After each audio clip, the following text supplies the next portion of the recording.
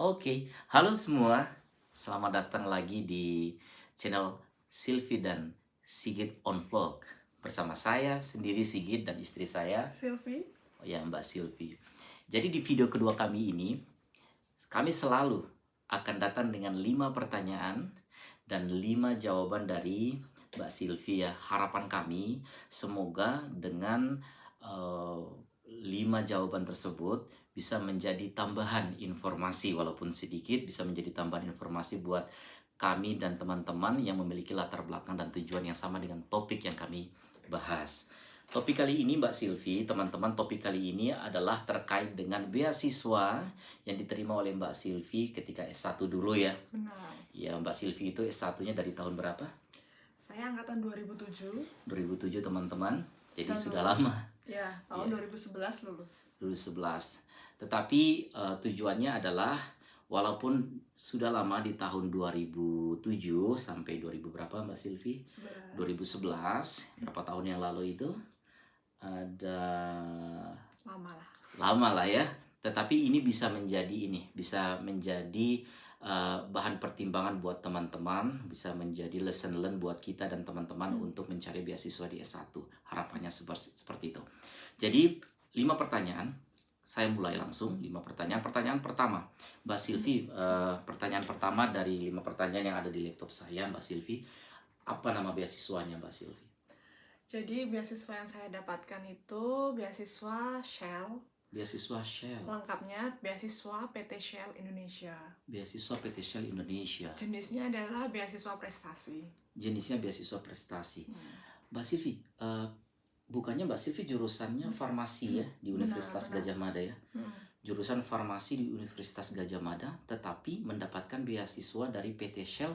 Setahu saya PT Shell Indonesia itu migas ya, internasional. Ya, dia migas. Oh baik, jadi teman-teman, saking banyaknya beasiswa di S1, sehingga Mbak Silvi yang jurusannya kesehatan juga mendapatkan bantuan pendidikan beasiswa dari PT Shell Indonesia yang dari bidang perminyakan. Jadi terima kasih PT Shell Indonesia yang telah memberikan beasiswa kepada Mbak Silvi ya. Oke, berarti nama beasiswanya adalah beasiswa PT Shell Indonesia. Kemudian dikeluarkan dari PT Shell Indonesia, perusahaan migas internasional. Oke Mbak Silvi, itu yang pertama. Begitu teman-teman. Kemudian yang kedua, Mbak Silvi, pertanyaan kedua.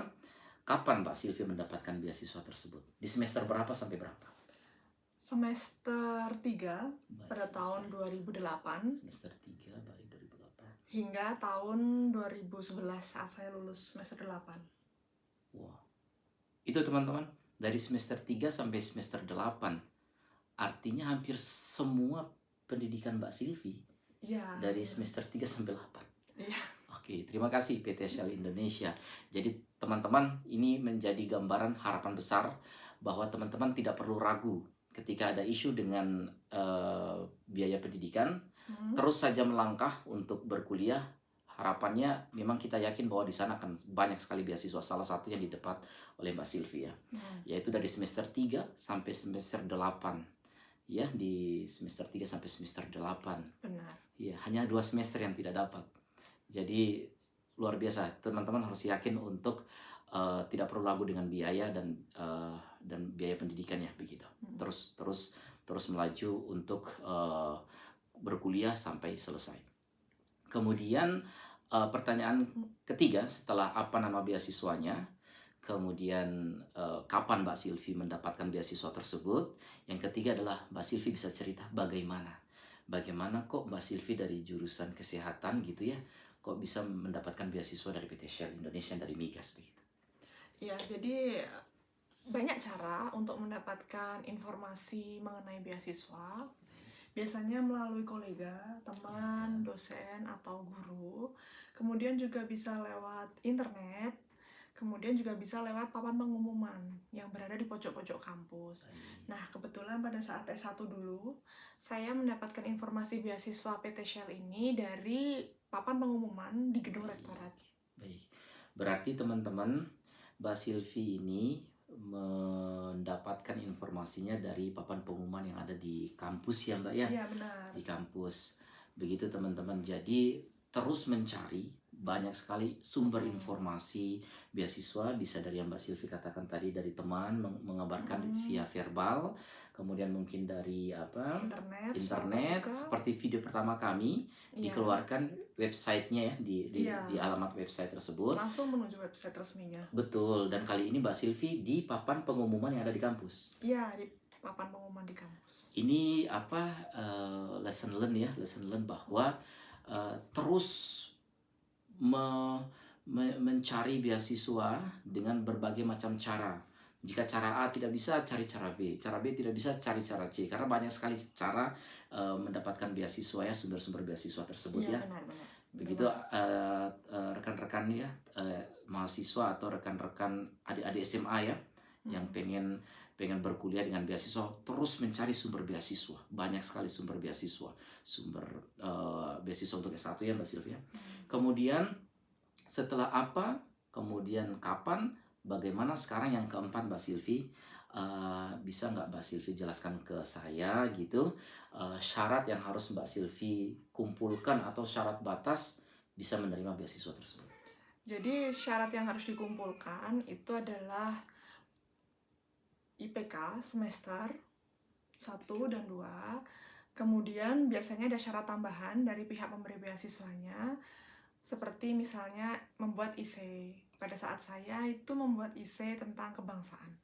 Baik, jadi memang ada ini ya, syarat IPK ya? Iya, ada syarat IPK tapi nggak tinggi kok.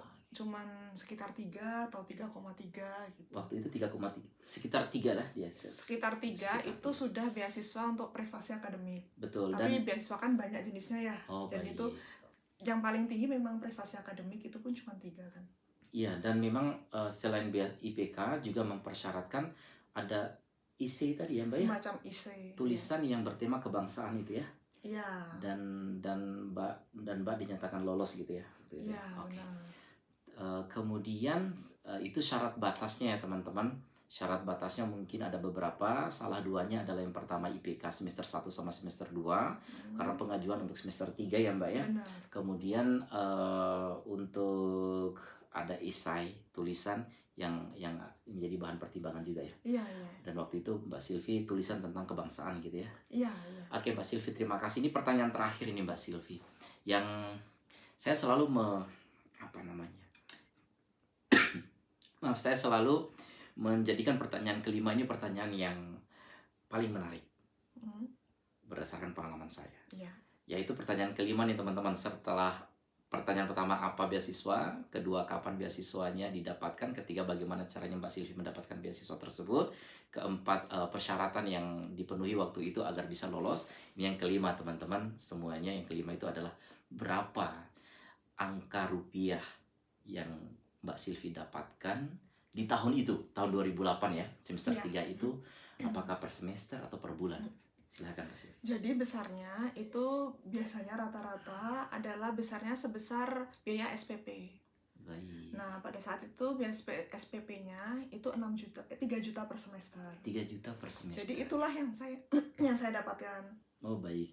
3 juta itu angka pasti atau sekitar 3 jutaan? Sekitar 3 juta. Oh, karena udah lama bisa ya? kurang atau bisa lebih. Karena sudah lama ya? Diturunkan di akhir semester. Diturunkan di akhir semester. Baik, akhir semester itu setelah UAS atau sebelum UAS? Lupa saya. Lupa. Oke, jadi yang penting adalah angka nominalnya itu adalah kisaran 3 jutaan. Ya, 3 jutaan yang diberikan setiap akhir semester teman-teman. Itu sangat besar. Untuk itu terima kasih PT Shell Indonesia, dan ini bisa menjadi ini ya, udah lengkap ya pertanyaan 1 sampai pertanyaan kelima ya. Benar. Jadi teman-teman. Mungkin ada bonus pertanyaan. Bonus pertanyaan ya oke lah. Ini bukan pertanyaan ke-6, tapi ini bonus pertanyaan setelah 5 pertanyaan dijawab. Apakah itu, ini dari saya ya, apakah itu ikatan dinas? Ikatan dinasnya ya. Tidak. Oh tidak. Jadi biasanya beasiswa yang ada ikatan dinasnya selalu disebutkan di awal. Oh baik, selalu ada komitmen di awal ya Mbak ya. Benar. Oke, jadi seperti itu teman-teman, sudah ada 5 pertanyaan dan 1 pertanyaan bonus, bukan pertanyaan ke-6. Oke, dari 5 pertanyaan tersebut teman-teman bisa menjadi tambahan informasi ya, walaupun sedikit, tambahan informasi terkait dengan beasiswa untuk S1. Dan yang kedua yang paling ingin kami sampaikan adalah bagi rekan-rekan kami yang SMA ingin melanjutkan ke kuliah S1 dan ada pertanyaan terkait biaya pendidikan atau mungkin kendala di biaya pendidikan, jangan pernah ragu. Jangan pernah ragu, karena teruslah melangkah untuk tetap melanjutkan pendidikannya, harapannya seperti itu. Dan yakinlah banyak sekali beasiswa di sana. Terus berusaha, terus mencapai cita-citanya sampai kalau bisa S1 selesai, kalau ada rezeki S2, kalau ada rezeki sampai S3. Doa kami untuk teman-teman semuanya, adik-adik SMA, supaya bisa mendapatkan pendidikan terbaik sesuai dengan harapan dan keinginan rekan-rekan adik-adik kami di SMA saat ini. Begitu Mbak Silvi, terima kasih banyak. Tetap semoga selalu sehat teman-teman. Sampai jumpa. Terima kasih, sampai jumpa di video kami berikutnya. Terima kasih Mbak Silvi. Makasih.